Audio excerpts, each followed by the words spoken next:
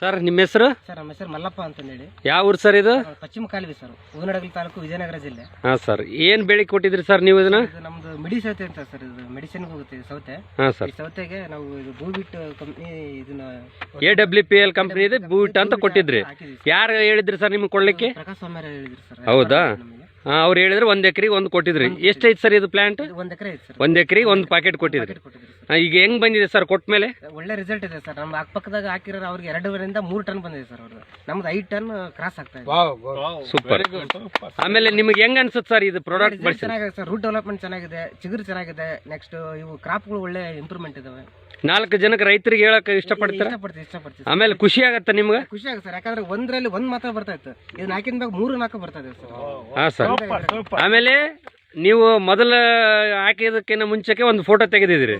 ಆಮೇಲೆ ಇದು ಬಂದ ಮೇಲೆ ಒಂದು ಫೋಟೋ ನಿಮ್ಮ ಹತ್ರ ಇದೆ. ನಾನು ಈಗ ವಿಡಿಯೋ ಮಾಡ್ತಿರೋದು